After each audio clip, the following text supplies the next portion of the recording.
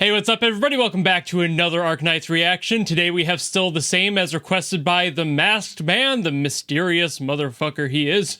Contender for the dumbest joke I've ever made. But either way, this is apparently from Somniomancer, but sounds nothing like the rest of the music in Somniomancer, so I'm not expecting that. I'm just expecting its own theme and having a different sound entirely, but other than that, I don't have any other input, and I still am not entirely sure what the story of Somniomancer was. I just know basically Robo Jesus, and that's basically all I know. So I guess without further ado, let's go!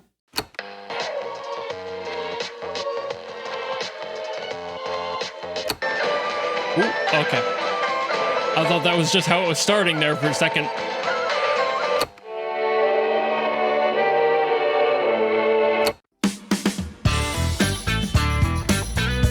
Hey!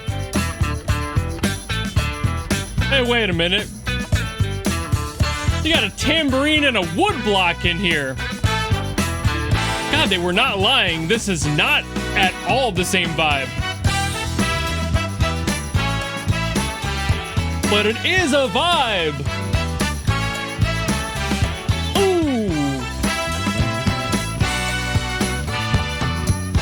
Nice!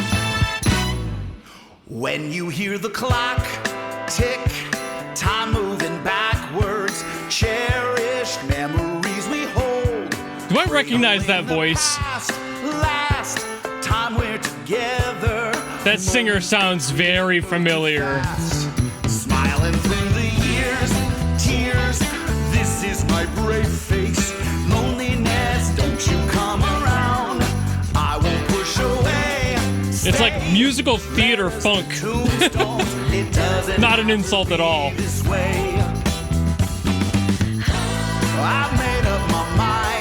His voice has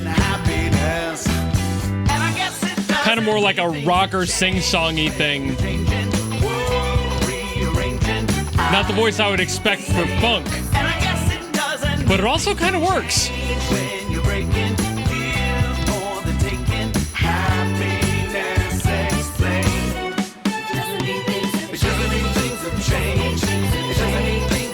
Oh, this is a vibe. Oh, hold me to this one. I need to play this on the drums. We gotta do a short to this. Oh, it's been my life, strife. Oh, I love that. Beautiful visual adjustment there. Even when the world says you're moving backwards, I'll stay frozen a while. I've made up my mind, and I'm choosing happiness. And I guess it doesn't mean things have changed. Nice. Beautiful fill. Super simple. But that's the best part about fills and funk. The more room you leave, the better. It's the same way in jazz.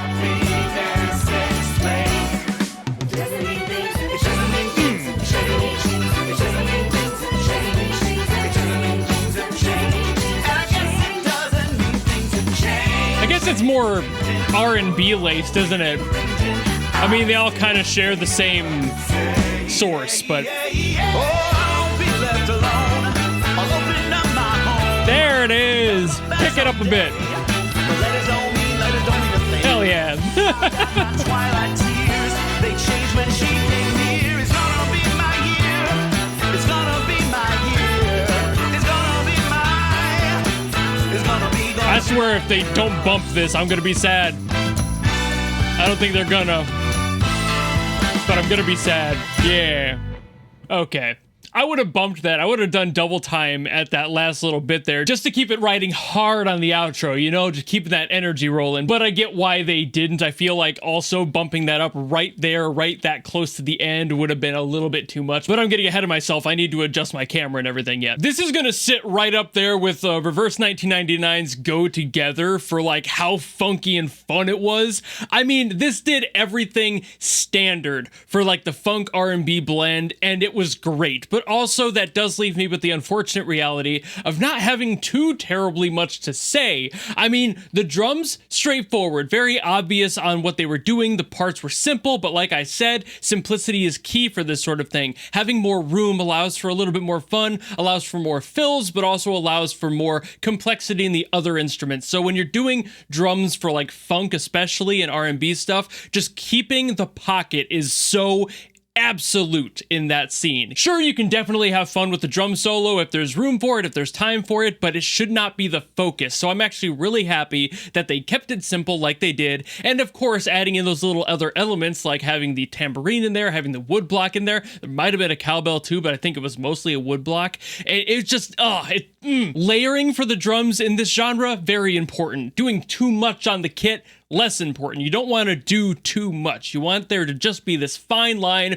of groove and fun, and layering helps with filling some of that space in without going too far to the point where you can't come back and it becomes an entirely different genre. But I think it really sold me the very moment that they brought in the like string patch for the keyboard is what sold me so hard on this. And I was like, hell yeah, there's that 70s tone I wanted to hear, because the rest of the song was already kind of feeling like that. And I'm like, okay, where are we gonna go? What are they gonna do with this? Are we going to get like a fusion out of it? What is this going to be, evolving into over time? You can't keep it too stagnant. You have to move the song along, So how are you going to expand that? How are you going to add more to the music? In this case, they did exactly what I wanted them to do, stayed true to the genre, and just put in something that's a classic, a time-tested, tried and true patch, the fucking strings. Oh, so good. That keyboard patch is so synonymous with the funk genre, especially in the 60s and 70s, that it's hard to get away from, and I am not arguing. I'm so glad they decided to stick with that and really just make this kind of a love letter to that genre overall. I'm not entirely sure where that puts me as far as the story, because I don't know where this would fit. I don't know how the character is, who they are. None of that really makes sense to me because I don't know their story, and I assume behind that giant massive armor there is somebody who has a story to tell here, and that's the story being told through the song. But I also don't know the character well enough, and I can't even make any assumptions based off of a suit of armor what that could be. But back on the music stuff, another mention here for the vocalist. Again, not really a vocalist I would have initially assumed would work here, but they did a really good job. I definitely feel I would hear them more in like a rock and roll variant of some stage show somewhere. They have that sort of voice, but at the same time, weirdly, it worked out. But to be fair, rock and funk are cut from the same cloth, so that's also part of it. You can get somebody with that raspiness to them, with a little bit of that grit and dirt in their voice, and allow them to just soar. And if it's funk, they'll probably fit right in. Same thing with blues. There's a lot of really rough vocals in blues that feel really good,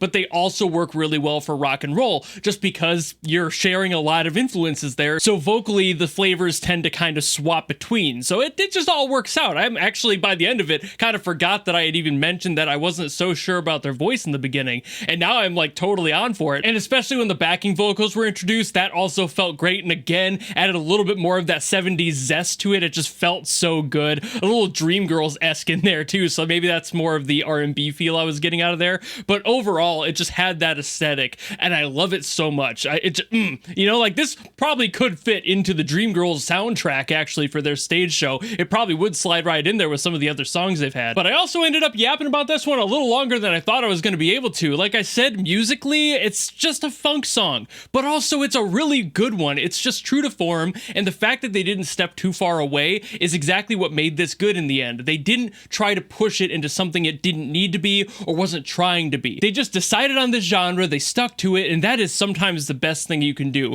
A lot of musicians like to get a little bit experimental, and that's fine. By all means, experiment, have fun with it, but other times you get something like this where you don't need to, and it's like, you know what, we're just making a love letter here. Let's just make this song as good as we can. Let's make it relate to the character, so I'm sure that is also playing a part. Like I said, don't know where that would fit, but you get what I mean. And overall, it's just a good song. And again, keep me to the fact that I mentioned I need to record a drum short of this. I'm sure I won't forget, but somebody keep like bothering me in every video you see until it's out, because like I might forget. There's a lot of songs that I have to get to yet, so this one might slip through the cracks, but I really want to play it. It's simple, it's fun, it's got a great vibe to it. I just want to play it, really. But I'll end the video here. Thank you all so very much for watching. If anyone else has anything they want me to get to from Arknights, by all means, drop in the comments below and I will do my best, as always, to get to it. And otherwise, if you just like this video and you want to follow me and support me for more stuff in the future, you know how to do all that, and I will see you all in the next video. Goodbye!